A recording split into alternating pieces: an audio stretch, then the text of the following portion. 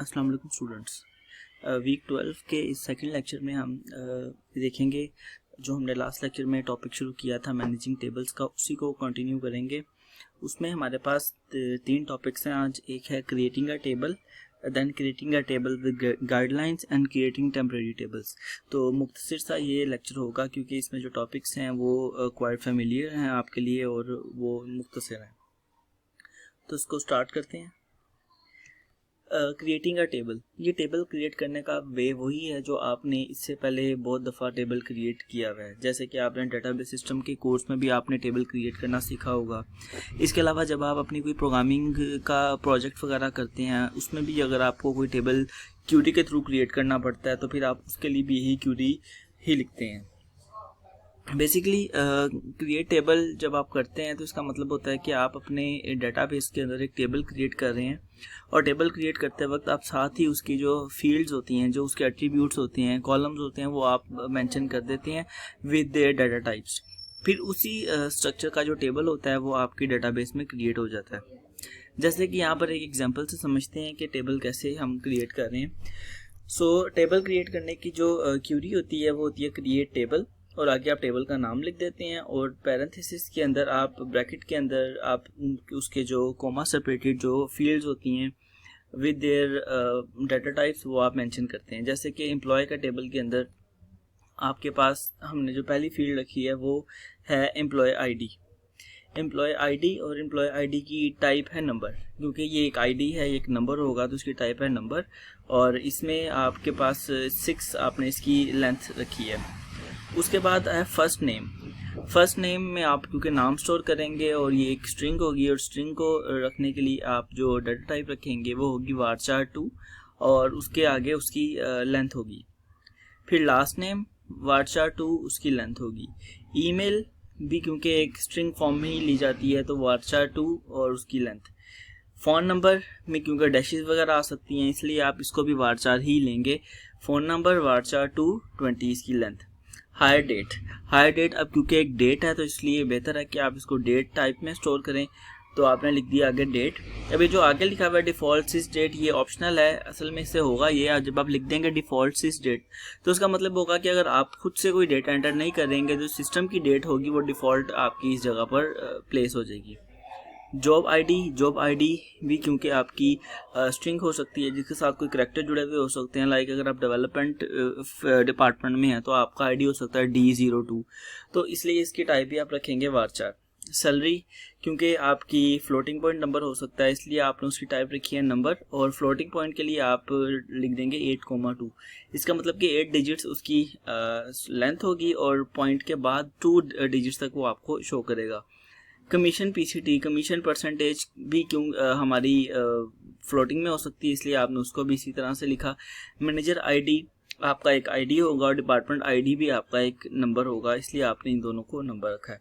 तो जब आप ये लिखने के बाद एंटर करेंगे या आप क्रिएट करेंगे, क्यूरी एग्जीक्यूट करेंगे तो आपके पास टेबल क्रिएट हो जाएगा इन सब फील्ड्स के साथ जो आपने यहाँ पर मेंशन की हैं। अब टेबल क्रिएट करते हुए कुछ गाइडलाइंस हमें देखनी होती हैं, गाइडलाइंस का ख्याल रखना होता है। उसमें पहली ये है कि place tables in separate table space. क्या आप अपनी जो टेबल्स आप क्रिएट कर रहे हैं उनको आप सेपरेट टेबल स्पेस में रखें, यानी कि वो टेबल स्पेस जो आपकी पहले ही किसी काम के लिए बनी है like undo table space and temporary table space, उनमें आप इनको नहीं रख सकते। अब आपके जो यूजर के टेबल्स होते हैं उनको आप एक सेपरेट टेबल स्पेस में ही रखते हैं।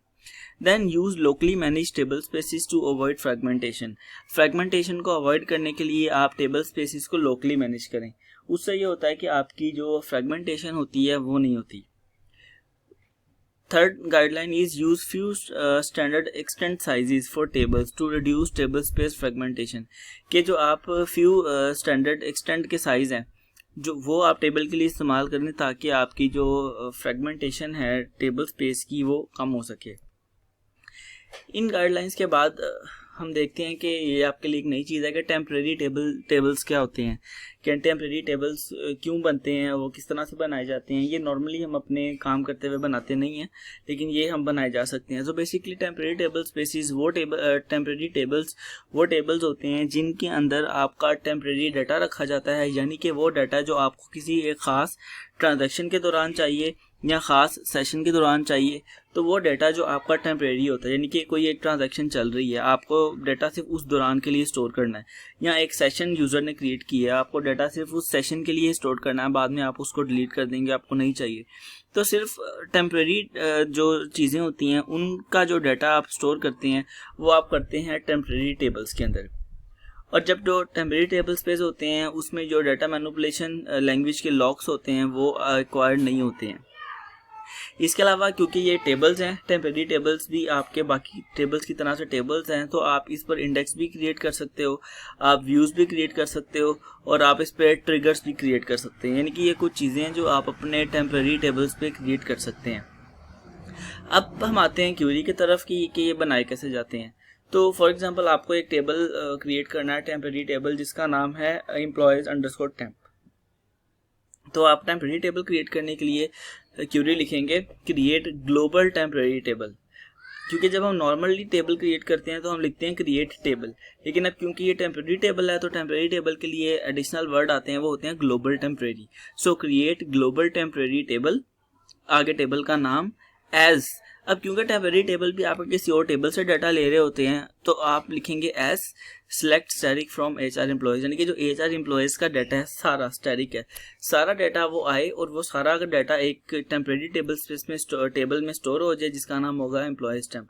तो एक्चुअली आपकी एक कॉपी बन जाएगी, टेम्परेरी टेबल आपके असल टेबल की एक कॉपी होगी जिसके अंदर आपका वही डाटा स्टोर होगा इस क्यूरी के अकॉर्डिंग जो एम्प्लॉयज़ के टेबल में स्टोर है, लेकिन ये आपका टेम्परेरी टेबल होगा और इस टेबल को आप अपने टेम्परेरी पर्पसेस के लिए यूज़ कर सकते हैं। लाइक अगर आपने कोई सेशन के दौरान में काम करना है इस टेबल पे तो आप टेम्परेरीली इस टेबल में डाटा स्टोर कर सकते हैं, और जो इस पर इंडेक्सेस भी आप बना सकते हैं, व्यूज़ भी बना सकते हैं और ट्रिगर्स भी बना सकते हैं। यानी कि ये सारे काम अपने आप टेम्परेरी टेबल पे कर सकते हैं, लेकिन ये टेम्परेरी टेबल होते हैं, इनका डाटा आप परमानेंटली यूज़ नहीं कर सकते।